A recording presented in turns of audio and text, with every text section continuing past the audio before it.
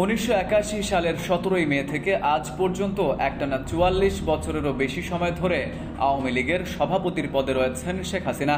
কিন্তু দলীয় নেতৃত্বে তার অনুপস্থিতিতে কে বা কারা দলের হাল ধরবেন, সেই সাকসেশন প্ল্যান বা উত্তরাধিকারের পরিকল্পনা নিয়ে তিনি কখনো প্রকাশ্যে মুখ খোলেননি।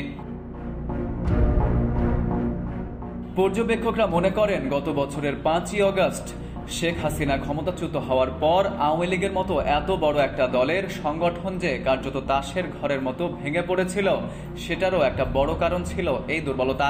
বস্তুত শেখ হাসিনা উপস্থিত না থাকলে দলের তৃণমূল স্তরের নেতাকর্মীরা কার কাছ থেকে নির্দেশনা পাবেন তা নিয়েও ছিল চূড়ান্ত অস্পষ্টতা।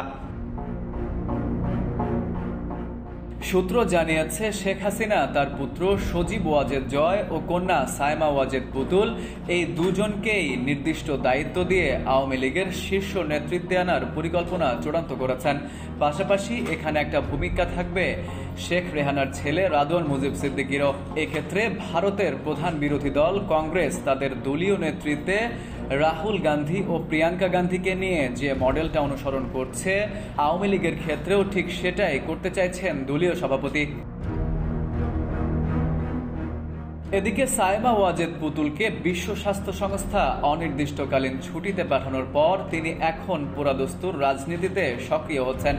সজীব ওয়াজেদ জয় এখন আমেরিকার স্থায়ী বাসিন্দা হলেও মায়ের পর দলের প্রধান মুখ ও মুখপাত্র হিসেবে দায়িত্ব পালন করছেন।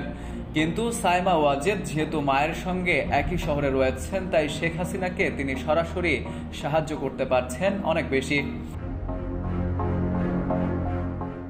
তাই সে কাজটা এখন অনেকাংশেই সায়মা ওয়াজেদের উপর পড়তেছে। গত 2 মাসে তিনি বেশ কয়েকবার এরকম বৈঠকও করেছেন।